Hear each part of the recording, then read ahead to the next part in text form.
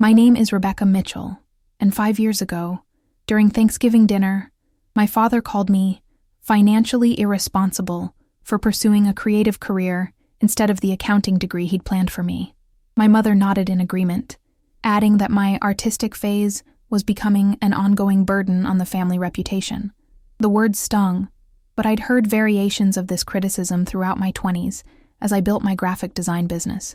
Today, at 25, I'm sitting in my newly purchased Chicago condo, watching those same parents unpack their belongings in my guest bedroom. 3 months ago, they called with news that their meticulously planned retirement had collapsed. Bad investments, market downturns, and a scammed reverse mortgage had left them with almost nothing. The financial advisor father who had lectured me about fiscal responsibility for years had lost everything, including their home in suburban Boston. "It's just temporary," my father muttered as he arranged his toiletries in the bathroom we now share, "until we figure things out." His voice, once commanding and certain when delivering financial wisdom, now carries an unfamiliar fragility. My mother keeps thanking me profusely while simultaneously rearranging my furniture and questioning my peculiar decorating choices. Before I tell you how this unexpected role reversal has forced all of us to confront uncomfortable truths about family, responsibility, and the true meaning of security, drop a like and subscribe to hear how a daughter branded the family disappointment became her parents' only safety net when their carefully constructed financial plans crumbled overnight. Growing up in Lexington, Massachusetts meant understanding from an early age that success had very specific parameters. In our upper-middle-class neighborhood of colonial homes and manicured lawns, achievement was measured in prestigious college acceptances, practical career paths, and the steady accumulation of financial assets. My father, Richard Mitchell, built his identity around being the neighborhood's go-to financial advisor, the man who helped doctors, lawyers, and executives manage their wealth and plan for prosperous retirements. "Financial security isn't just about money," he would lecture during our family dinners. "It's about making rational choices that build stability. Emotions and passions are wonderful, but they don't pay mortgages." My mother, Elizabeth, reinforced these values as a high school guidance counselor who prided herself on directing students toward sensible educational paths. Together, they created a household where pragmatism wasn't just encouraged, it was the primary measure of personal worth. As their only child, I was raised with the understanding that my life had been mapped out with the same meticulous planning my father brought to his clients' portfolios. I would attend a target list of colleges, preferably with strong business programs, pursue an accounting degree, following in my father's footsteps, and eventually join his practice or a prestigious firm, where my earnings would grow in predictable increments alongside my retirement accounts. This plan began to unravel during my junior year of high school, when I discovered graphic design through an elective art class. What started as a required course for graduation credit awakened something I hadn't known existed within me, a passion for visual communication that combined creativity with problem-solving in ways that felt profoundly right. My art teacher, Ms. Abernathy, recognized this natural aptitude and encouraged me to develop it further, suggesting summer programs and eventually helping me assemble a portfolio. When I tentatively mentioned applying to design programs instead of business schools, my parents' reaction was predictably dismissive. "Design is a hobby, Rebecca, not a career path," my father stated firmly. "Do you know how many people with art degrees end up waiting tables? This is exactly the kind of emotional decision-making that leads to financial instability. You're so good with numbers," my mother added, as if my mathematical aptitude somehow invalidated my creative abilities. Why waste that talent on something so unpredictable? Despite their objections, I applied to several design programs, including the prestigious Rhode Island School of Design.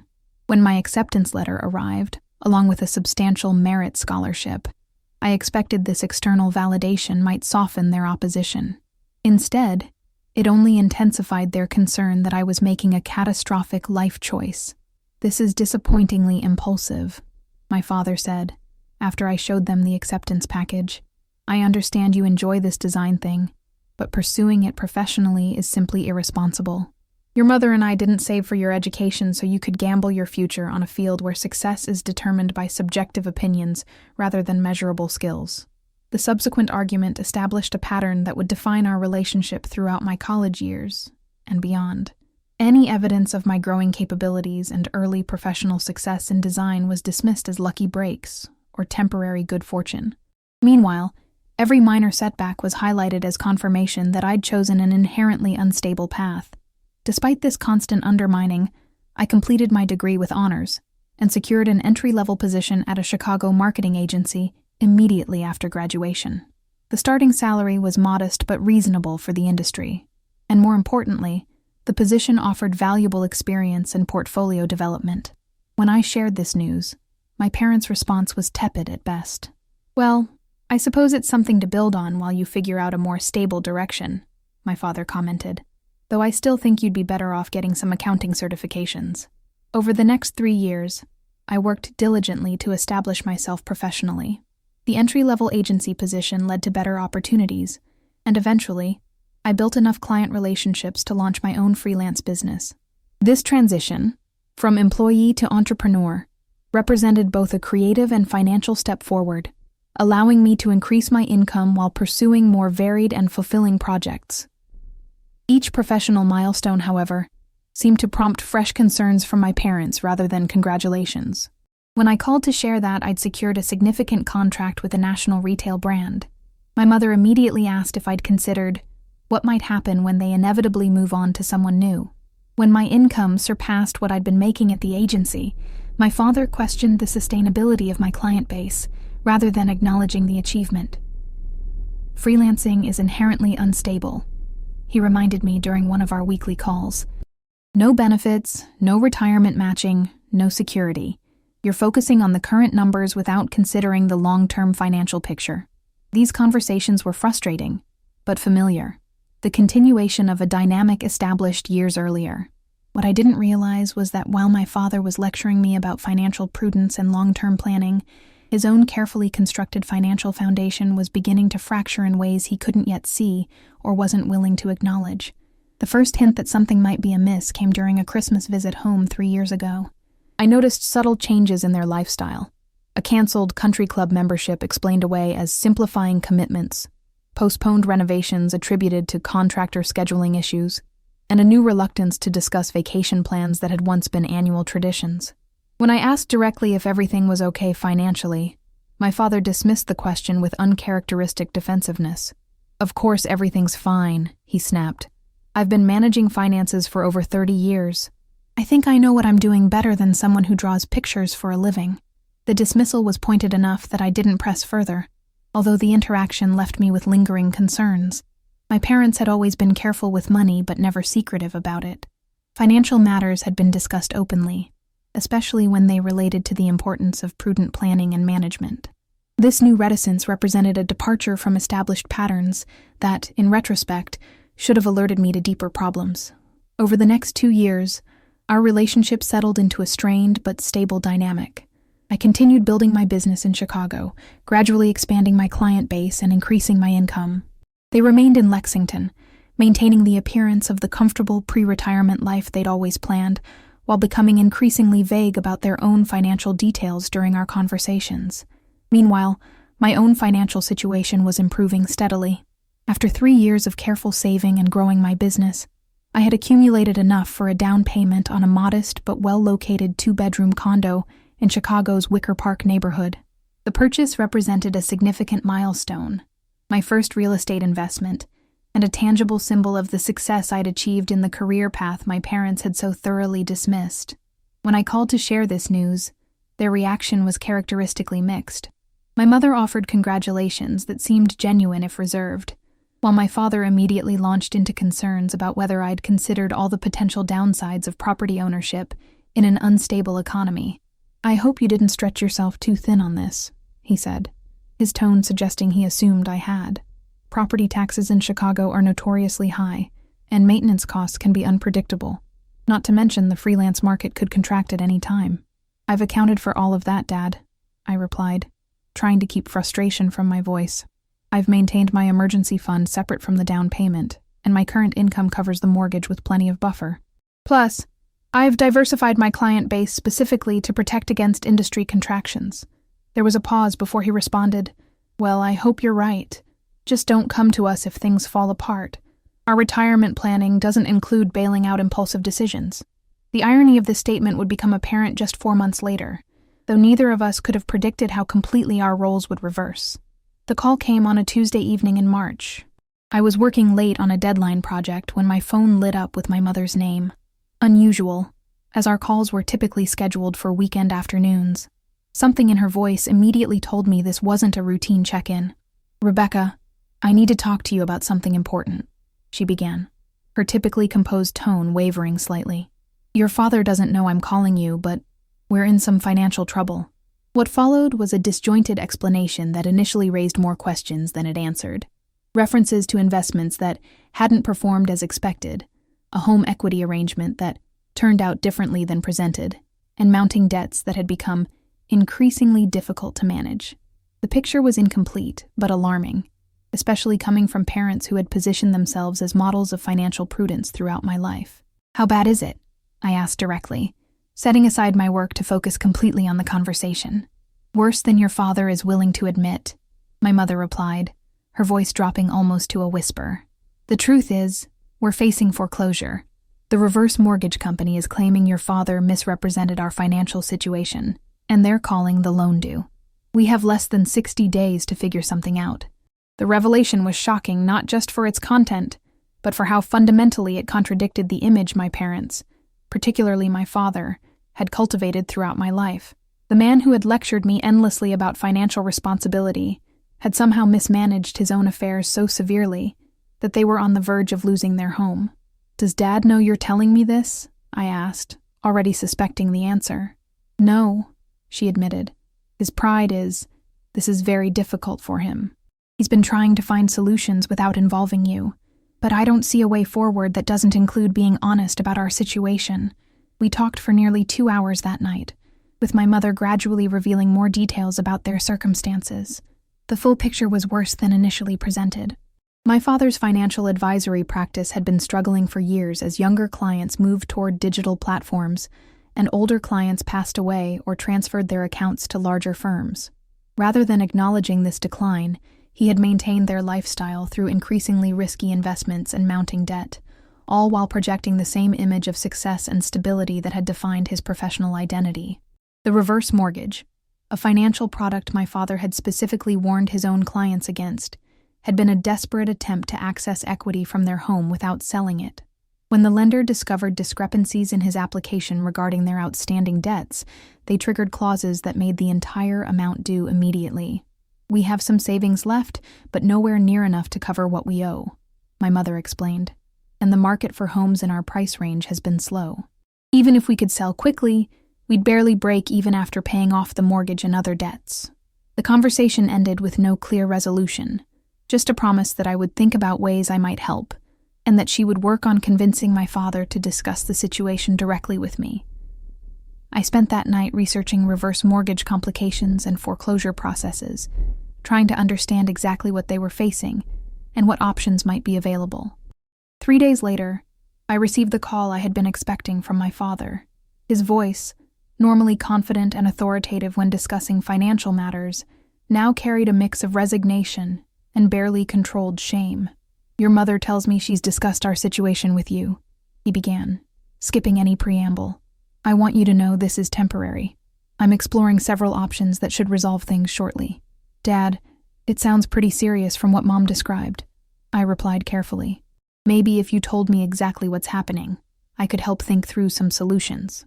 What followed was a reluctant but more comprehensive explanation of their circumstances. Beyond the reverse mortgage crisis and the declining business, there were credit card debts I hadn't known about, medical expenses from a procedure my mother had undergone that their insurance had only partially covered, and investment losses from what my father vaguely described as opportunities that didn't materialize as presented. As the conversation continued, it became increasingly clear that there were no quick solutions available. Their financial situation had deteriorated too far, too fast, and the options my father claimed to be exploring were more wishful thinking than viable plans. When I gently pointed this out, suggesting they might need to consider more dramatic changes like selling the house proactively and downsizing significantly, his response revealed just how unprepared he was to accept their new reality. "This house represents 30 years of our life," he said, his voice tightening. "We plan to age in place here. All our friends are nearby. Your mother's garden, my home office. Everything we've worked for is tied to this property. There has to be another solution."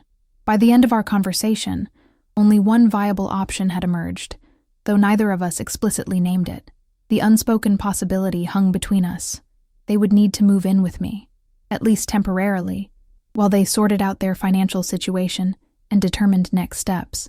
2 weeks later, after several more difficult conversations and a hastily planned trip to Boston to help them sort through their belongings, the unspoken became reality. My parents packed what they could into their 10-year-old Volvo, arranged for a small storage unit for items they couldn't bear to part with, and prepared to move into my guest bedroom, a room I had originally designated as my home office, but had furnished with a pull-out sofa specifically for occasional visitors. The irony of the situation wasn't lost on any of us. The daughter whose career and financial choices had been consistently criticized as imprudent and unsustainable was now providing the safety net for parents whose supposedly superior financial wisdom had failed catastrophically. The creative path that had been dismissed as an ongoing burden on the family had produced the stability they now desperately needed. The day they arrived in Chicago was surreal. I had spent the previous week rearranging my condo to accommodate 2 additional adults, clearing closet space, emptying drawers, and setting up systems that might allow 3 people to share a space designed for 1 or 2. As I watched them unload their car, bringing in suitcases containing the distilled remains of a life that had once filled a 4-bedroom colonial, the magnitude of their loss and the strange reversal of our roles became undeniably concrete. "We really appreciate this, Rebecca," my mother said as she placed a small box of framed family photos on the living room table. "It's just until your father sorts things out." My father said little as he carried in their belongings, his expression a complex mixture of gratitude, shame, and disbelief at where they had ended up. When everything was finally inside, he sat heavily on the edge of the guest bed and looked around the room that would now be their temporary home. "I never thought it would come to this," he said quietly, more to himself than to me. "All that planning, all those careful decisions. How did we end up here?" It was a question with no simple answer, one that would begin to unravel over the coming weeks as we adjusted to our new living arrangement and the complex emotional terrain it created. The financial advisor who had spent decades telling others how to secure their futures had somehow failed to secure his own, and now all 3 of us were living with the consequences of that failure. The first few weeks of cohabitation established patterns that would define our shared living experience. My parents, accustomed to being the authority figures and decision-makers, struggled to adjust to being guests in their daughter's home.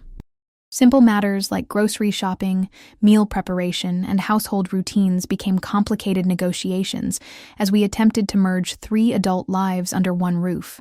"Do you always buy organic produce?" my mother asked during our first shopping trip together, eyeing the items in my cart with visible concern. "It's so much more expensive, and I honestly can't tell the difference in taste." "You don't need to worry about my grocery budget, Mom," I replied, trying to keep my tone light. "My business is doing well, and I've accounted for additional expenses with you both here." "We're not charity cases, Rebecca," my father interjected sharply.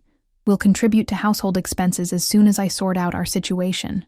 This exchange typified our early interactions, my attempts to provide support without emphasizing their dependence, their struggle to accept help from the very person whose financial choices they had consistently questioned. The tension was exacerbated by the physical constraints of sharing a space designed for fewer people and the lack of privacy that accompanied our new arrangement. My work routine, which had previously involved flexible hours and the freedom to use my entire living space as an extended creative environment, now required careful coordination around my parents' presence. I converted a corner of my bedroom into a makeshift office, using noise-canceling headphones to maintain focus during client calls, while my mother watched television, or my father conducted his increasingly desperate job search in the shared living areas. Despite these challenges, there were unexpected moments of connection that suggested the possibility of a healthier relationship emerging from this crisis. One evening, about a month after they moved in, my father paused by my bedroom doorway while I was finalizing a branding presentation for a new client. He watched silently for several minutes before commenting. "That's actually quite impressive," he said, gesturing toward my screen where I was adjusting typography for a logo concept. "The way you've incorporated the company's history into the design, It's more technical than I realized. It was perhaps the first time he had acknowledged my work as requiring genuine skill, rather than dismissing it as merely drawing pictures. The comment was small, but significant, a tiny crack in the wall of misunderstanding that had separated us professionally for years. Similar moments occurred with my mother, who gradually began asking more substantive questions about my projects and clients, rather than just inquiring when I might consider more stable employment options. These shifts were subtle but meaningful, suggesting that our forced proximity was creating opportunities for them to see my career through direct observation rather than filtered through their preconceptions. As weeks stretched into months, the temporary nature of our arrangement became increasingly questionable. My father's job search yielded few prospects. His age, 62, and specialized background, making him an awkward fit for most available positions in the financial sector. The few interviews he secured ended without offers, each rejection deepening the lines of stress and disappointment on his face. "Companies want digital natives now," he explained, after a particularly promising opportunity fell through. "They say they value experience, but what they really want is someone who can appeal to younger clients and navigate social media platforms." My mother, who had initially planned to find part-time work to contribute to our household, discovered that her credentials as a guidance counselor didn't transfer easily to the Chicago school system without additional certification. The process of obtaining these credentials would take time and money, both in short supply given their circumstances. As their professional prospects dimmed, the reality of our situation became increasingly clear. This was not a brief transitional period, but potentially a long-term arrangement that would require more fundamental adjustments from all of us. This realization prompted more direct conversations about finances, living arrangements, and expectations, discussions that would have been unimaginable in our previous dynamic.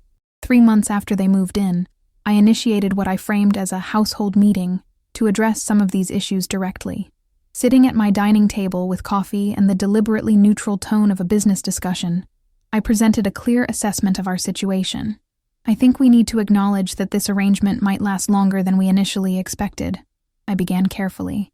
"And if that's the case, we should establish some more formal agreements about finances and household responsibilities." My father's instinct was predictably defensive. "I told you this is temporary. I have several promising leads that could materialize any day now." "I understand that, Dad, and I hope they do. But in the meantime, we need a more sustainable approach to our living situation. Right now, I'm covering all the household expenses while also trying to grow my business, and that's not a realistic long-term arrangement." What followed was the most honest financial discussion we had ever had as a family. For the first time, my father spoke candidly about the severity of their financial collapse, not just the immediate crisis of the house and debts, but the longer-term implications for their retirement. Most of their anticipated retirement income had been tied to investments that had dramatically underperformed or, in some cases, been revealed as borderline fraudulent schemes. "The truth is," he admitted after walking through their financial picture in painful detail, "even if I find employment tomorrow, we're looking at a complete rebuild of our retirement planning. The security we thought we had, it's gone." The vulnerability in this admission, coming from a man who had built his identity around financial expertise and security, was profound. It created an opening for a level of authenticity we had rarely achieved in our relationship, particularly around money and career choices. "I'd like to propose an arrangement," I said after acknowledging the difficulty of his disclosure. "I'm willing to continue providing housing, but I think we should formalize expectations around household expenses and responsibilities. You both contribute what you can financially. We divide household tasks fairly, and we respect each other's space and work requirements." To my surprise, they agreed without significant resistance. Perhaps the reality of their situation had finally sunk in, or maybe the admission of their financial collapse had broken through some barrier of pride that had previously prevented such pragmatic discussions. Whatever the reason, we established a clear framework that evening, one that acknowledged our new reality while preserving dignity and autonomy for all three of us. Under this new arrangement, my parents would contribute a modest amount to household expenses from their remaining savings while actively seeking employment. My mother would take primary responsibility for meal planning and preparation, an area where she excelled and seemed to find some restored sense of purpose, while my father would handle certain household maintenance and administrative tasks. I would continue covering the majority of financial obligations while maintaining clearly defined work hours and spaces that they agreed to respect. This more structured approach improved our day-to-day interactions significantly, reducing the tension that had characterized our early weeks of cohabitation. But the deeper emotional implications of our reversed roles, the unspoken resentments, the awkward power shift, the lingering questions about how we had arrived at this point, remained largely unaddressed beneath the surface of our new domestic routine. These submerged feelings erupted unexpectedly during a family dinner about 4 months after they moved in. The catalyst was seemingly minor, a comment from my father about a client proposal I was preparing, suggesting a pricing structure that I knew was significantly below market rate for the services involved. "Dad, I appreciate the input, but I've been doing this professionally for years now," I responded, trying to keep my tone respectful.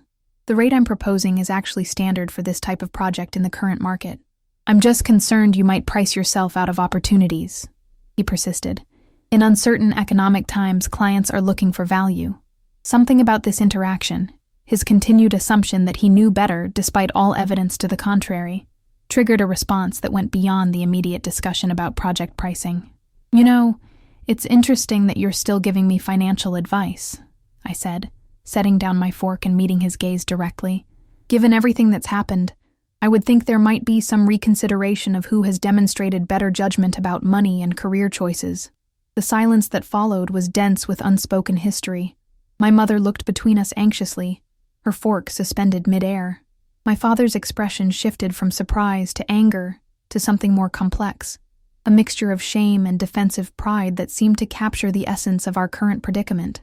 "That's not fair, Rebecca," he finally responded, his voice tight. "Market downturns and investment fraud can happen to anyone. My basic principles were sound." "Were they?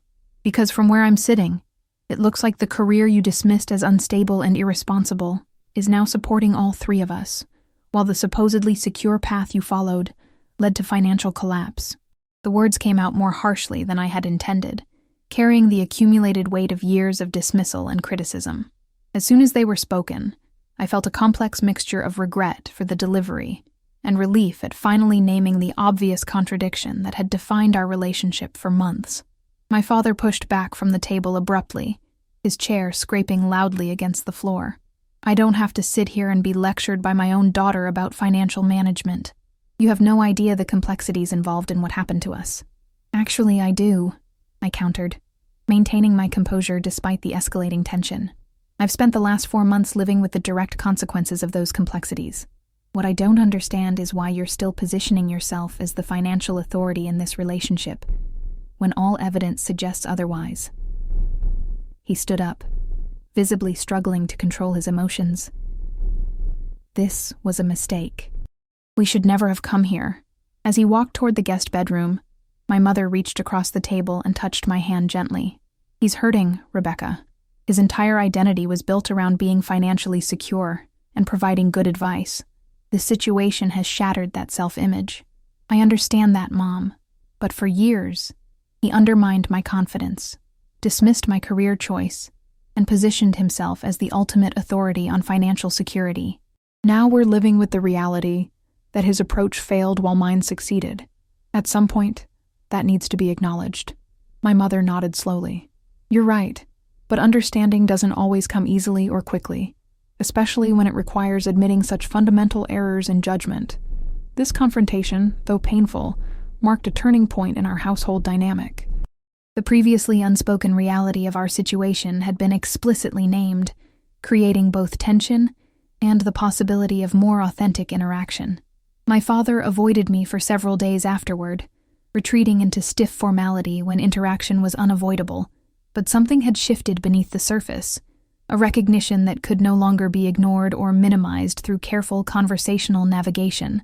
About a week after our argument, my father knocked on my bedroom door one evening as I was finishing up work. When I invited him in, he stood awkwardly in the doorway for a moment before speaking. "I've been thinking about what you said," he began, his voice uncharacteristically hesitant, "about my financial advice and the current situation." I saved my work and turned to give him my full attention, waiting for him to continue. "You were right," he admitted, the words seeming to physically pain him. There's an obvious contradiction between how I've spoken to you about financial responsibility and where we've ended up. I owe you an apology for that. The acknowledgement was so unexpected that for a moment I wasn't sure how to respond. My father had rarely admitted error on any subject, let alone one so central to his identity and our relationship. I appreciate that, Dad, I finally said. Thank you. He entered the room fully then, sitting on the edge of my bed. The truth is, I've been carrying a lot of shame about this situation, not just about the financial failure itself, but about needing help from you, especially after I was so dismissive of your career choice. This vulnerability, so unlike his usual carefully maintained authority, created space for a more honest conversation than we had managed in years, perhaps ever. Over the next hour, we talked about the expectations that had shaped both our choices, the pressure he had felt to maintain a certain image and lifestyle, and the genuine fear that had motivated much of his criticism of my less conventional path. I was terrified for you, he confessed. I'd spent my entire career seeing what happened to people without financial security. The idea of you choosing a path that seemed so uncertain. I couldn't bear the thought of you struggling the way I'd seen others struggle. But Dad, what you never understood was that different people define security differently, I explained. For me, doing work that feels meaningful and aligns with my natural abilities creates a kind of security that no traditional career path could provide. I'm good at what I do, and that translates to sustainable income in ways you never seem to consider. He nodded slowly. I'm beginning to see that. Watching you work these past months, seeing how you approach your business, it's different from what I imagined. More strategic, more stable in its own way. This conversation didn't immediately heal all the tension between us, or resolve the complex emotions surrounding our reversed roles, but it established a new foundation for our relationship, one based on mutual respect and recognition, rather than the hierarchical dynamic that had previously defined our interactions around money and career. In the months that followed, this evolution continued in small but significant ways.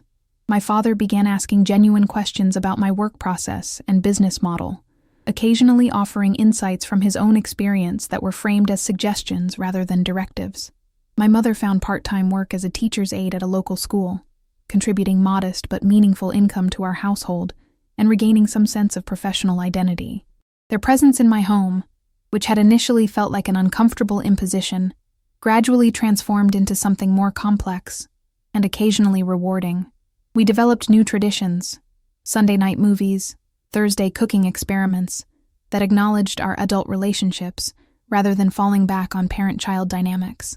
The forced proximity created opportunities for connection that our previous pattern of brief, surface-level visits had never allowed. Of course, challenges remained. My parents' financial situation improved incrementally, but not dramatically. My father eventually found part-time consulting work that utilized his experience without requiring the digital fluency that had been a barrier in his previous job search. My mother's position expanded to include more hours and responsibilities, but the reality remained that they had lost most of their retirement savings and would likely never recover the financial security they had once taken for granted. This ongoing reality check created moments of profound grief that would surface unexpectedly, my father growing quiet after seeing former colleagues' vacation photos on social media, my mother tearing up while passing a house similar to the one they had lost. These moments required a delicate balance of acknowledgement and space, recognizing the genuine loss they were processing without allowing it to dominate our shared life. For my part, I continued growing my business, eventually converting part of my living room into a more formal workspace that allowed better separation between professional and personal life.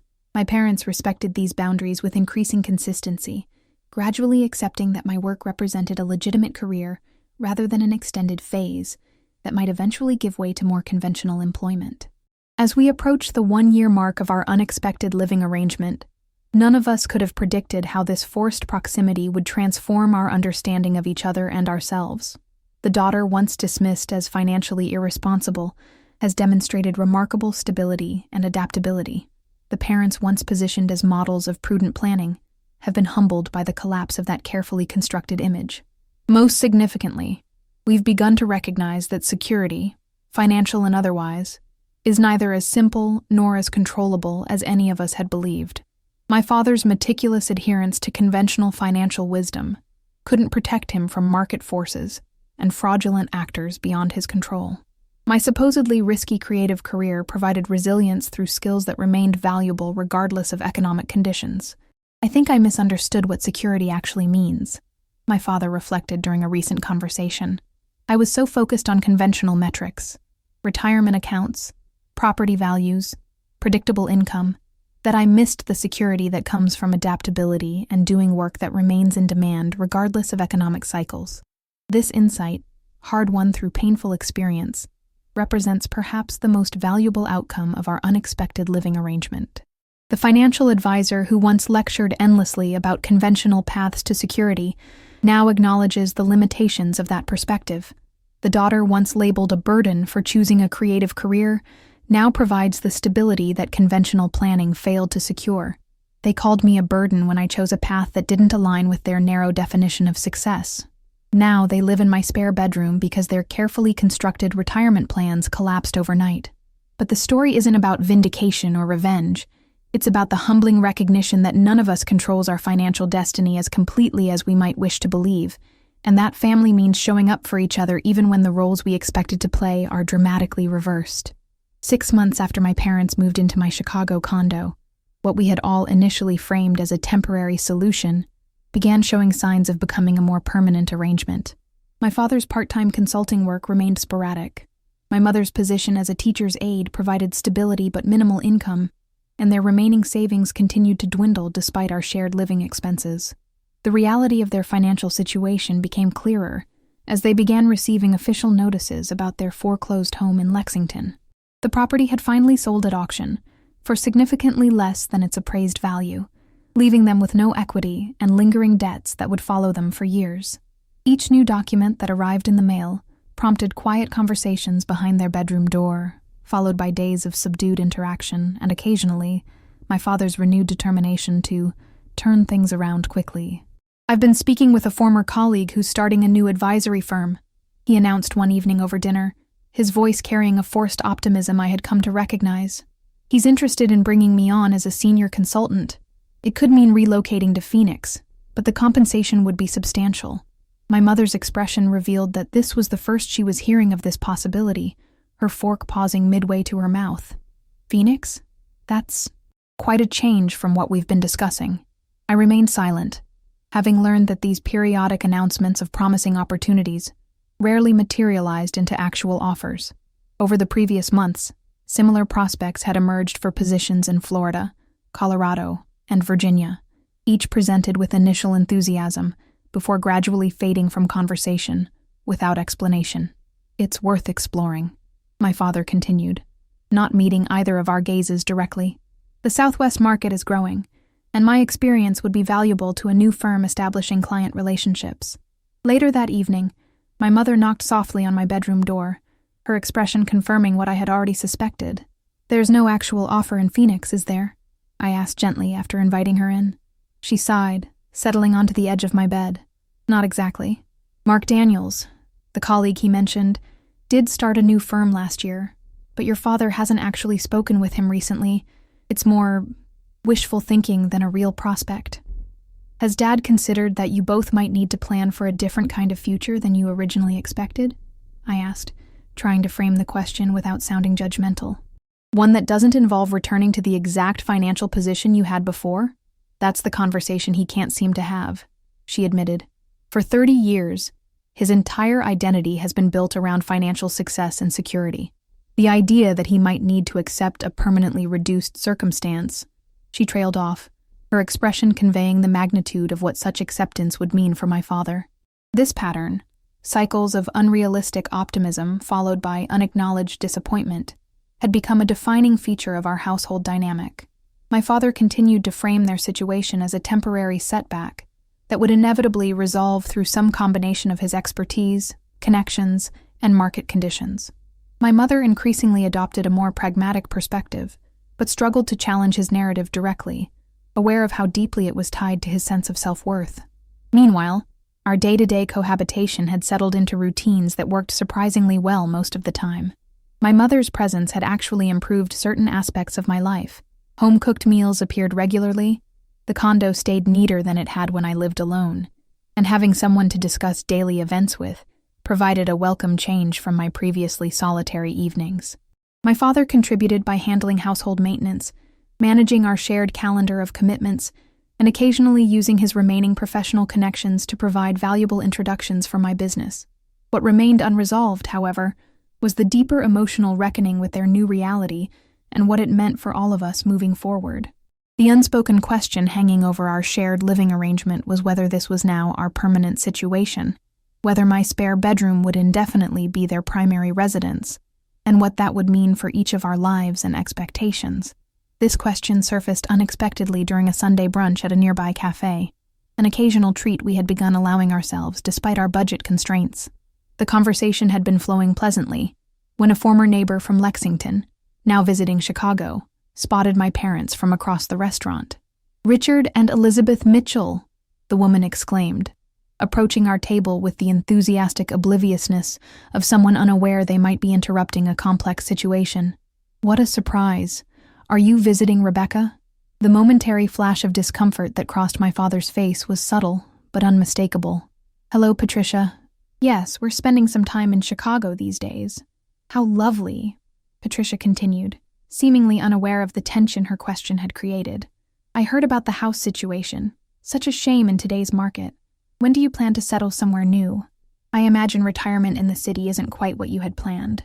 The presumption that their situation was a chosen lifestyle change rather than a financial necessity created an awkward silence that my mother finally broke with practiced social grace. "We're exploring our options," she replied smoothly. "Being close to Rebecca has been wonderful. How are you enjoying your visit to Chicago?" The conversation shifted to safer topics, but the encounter had punctured the carefully maintained fiction that our living arrangement was a transitional phase rather than a new reality requiring acceptance.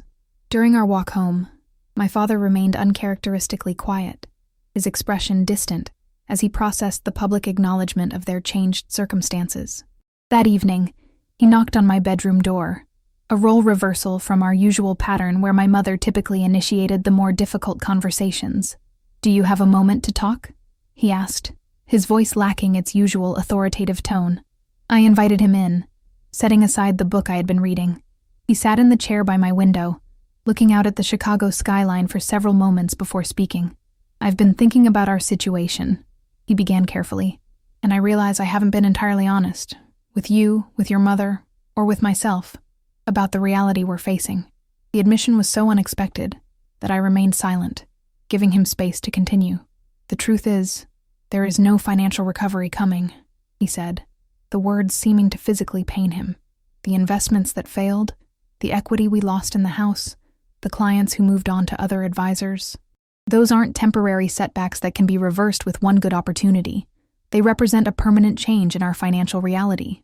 This acknowledgement, so long avoided through euphemisms, temporary solutions, and hypothetical opportunities, was a watershed moment in our evolving relationship.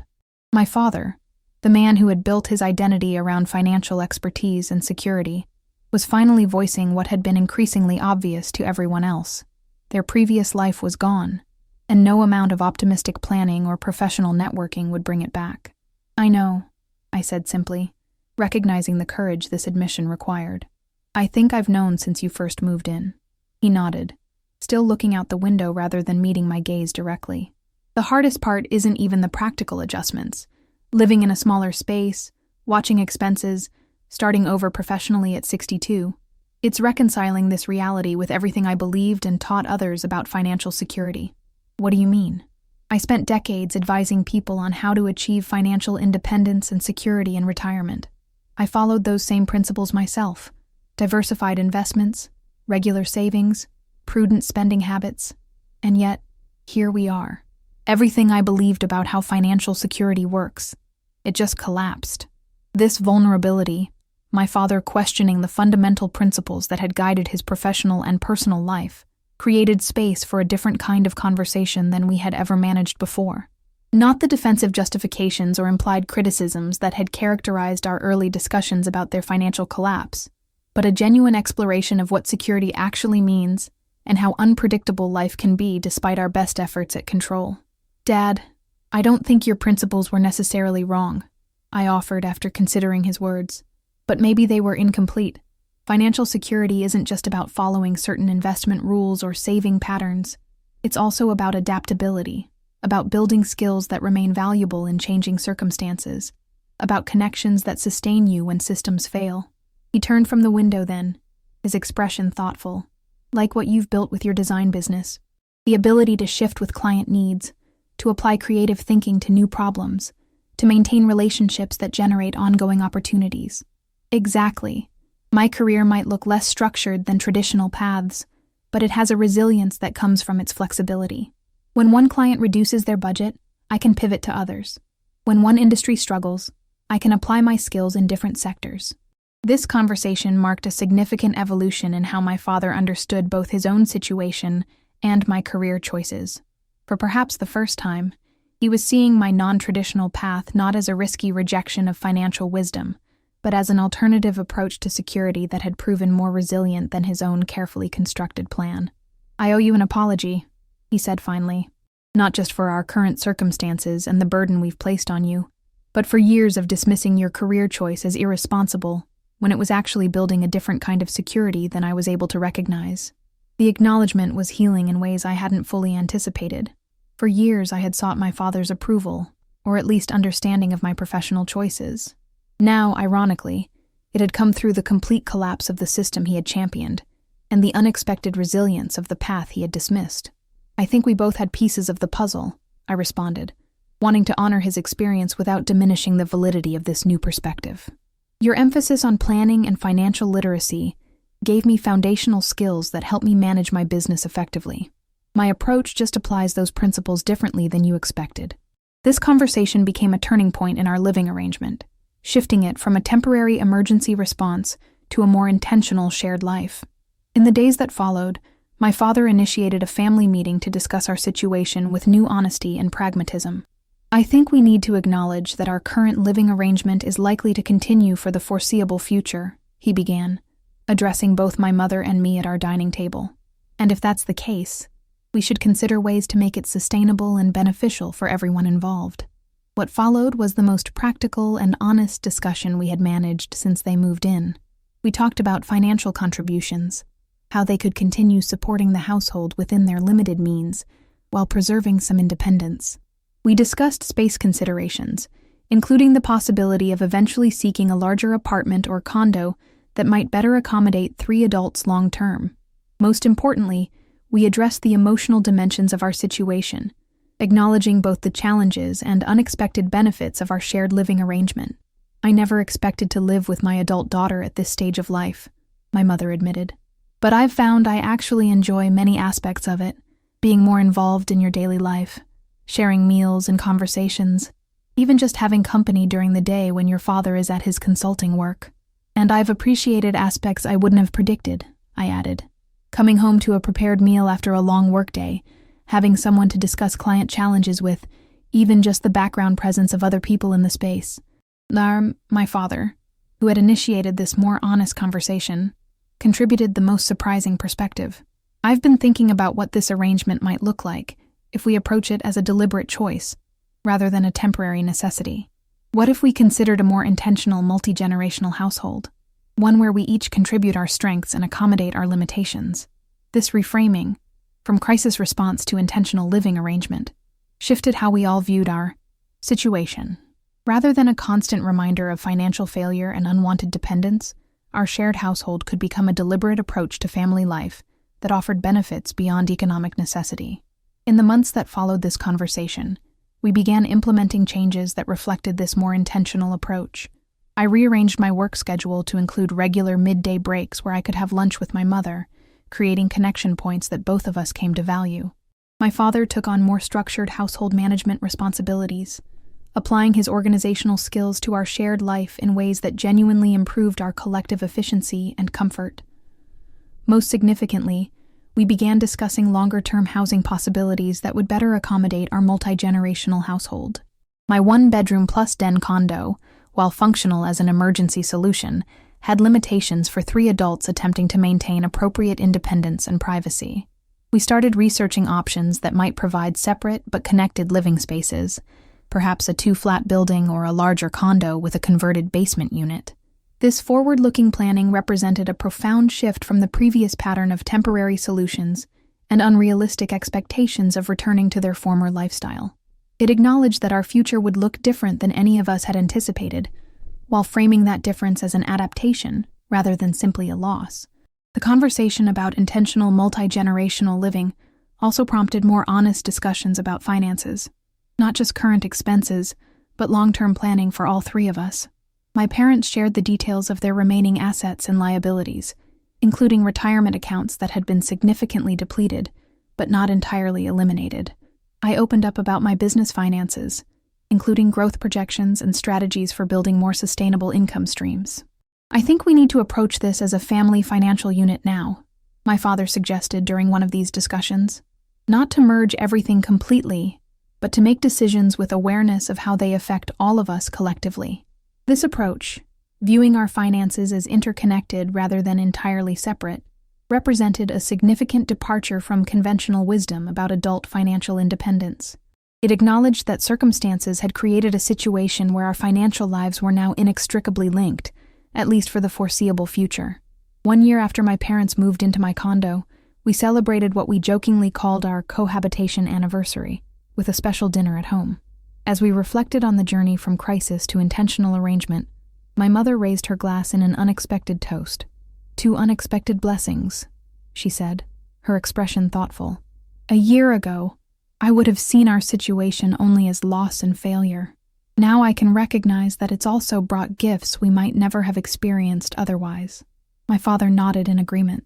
If someone had told me 2 years ago that I would lose my business, my home, and most of my retirement savings, only to end up living with my adult daughter and finding unexpected contentment in that arrangement, I would have thought they were delusional. Yet here we are. "Here we are," I echoed, raising my own glass. "A family business consultant." I nodded toward my father, who had begun applying his financial experience to advising creative entrepreneurs like myself, finding a new professional niche he genuinely enjoyed. "A community education coordinator," I smiled at my mother, whose teacher's aide position had evolved into a more substantial role, managing volunteer programs at her school. "And a design studio owner," I concluded, acknowledging my own growing business that now supported all three of us in various ways. The toast captured the profound transformation we had undergone, not just in practical living arrangements, but in our understanding of success, security, and family relationships. The father who had once dismissed my career choice as an ongoing burden now actively contributed to its growth through business connections and strategic advice. The mother who had quietly reinforced traditional expectations now found genuine interest and pride in my creative work. And I, who had spent years seeking validation for my unconventional choices, now provided the foundation upon which our collective security was built. Our story is still unfolding, with challenges and adjustments that continue to test our evolving family dynamic. My parents' financial recovery remains partial at best. They will never return to the retirement lifestyle they had planned and expected. My own life trajectory has been altered by assuming responsibilities I never anticipated at 25. We all continue navigating the complex emotional terrain of reversed roles and redefined expectations. Yet within these challenges, we've discovered possibilities that none of us could have predicted.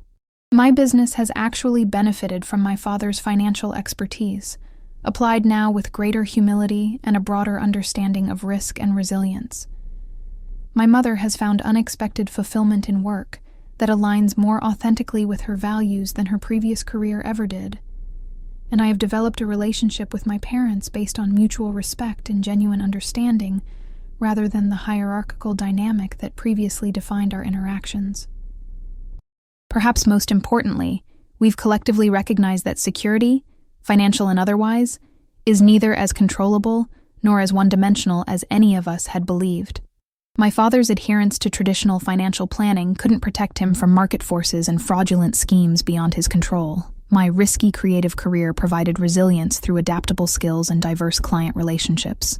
Both approaches contained wisdom and limitations that we now acknowledge with greater nuance and humility. They called me a burden when I chose a path that contradicted their narrow definition of success. Then they moved in with me when their carefully constructed retirement plans collapsed overnight. But the real story isn't about vindication or reversal of fortune. It's about the recognition that family means supporting each other through unexpected transitions, and that sometimes the most meaningful security comes not from perfect financial planning, but from the willingness to adapt and grow together when those plans inevitably encounter life's unpredictable challenges. As we look toward our future, researching housing options that would better accommodate our multi-generational household, exploring business ventures that might combine our diverse skills, and planning celebrations that honor our new understanding of success, I find myself grateful for the crisis that forced us to reconsider everything we thought we knew about security, responsibility, and family connection. The parents who once worried that my creative career represented an ongoing burden on the family reputation now recognize that it provided the resilience that saved all of us when conventional financial wisdom failed. The daughter once dismissed as financially irresponsible for pursuing a non-traditional path now provides the foundation for our collective security. And together, we're discovering that sometimes the most meaningful success comes not from following predetermined paths, but from the courage to create new ones when circumstances demand adaptation and growth. 2 weeks ago, we put in an offer on a small 2-flat building in a neighborhood just north of my current condo. The arrangement would give my parents their own separate unit while maintaining the proximity that has proven unexpectedly valuable to all of us. The mortgage would be in my name, but with a formal agreement about their contributions and eventual equity. The decision represents our commitment to this intentional multi-generational living arrangement, not as a temporary crisis response, but as a deliberate choice with benefits that extend beyond financial necessity. I never would have chosen this path, my father reflected, as we toured the property together. But I'm beginning to think it might be better than the one I had so carefully planned. That simple acknowledgement that an unexpected and initially unwelcome change might actually lead to more authentic and meaningful connections perhaps best captures the journey we've undertaken together. The financial security my father spent decades building collapsed in ways none of us could have predicted. The creative career he dismissed as impractical provided stability when traditional approaches failed, and the forced proximity that initially seemed like an uncomfortable necessity has evolved into a chosen family structure that offers unexpected benefits to all of us. They called me a burden, then moved in with me when their retirement failed. What we've discovered together is that sometimes our greatest security comes not from perfect planning or conventional wisdom, but from the willingness to adapt, support each other, and find meaning in circumstances we never would have chosen, but now wouldn't necessarily change.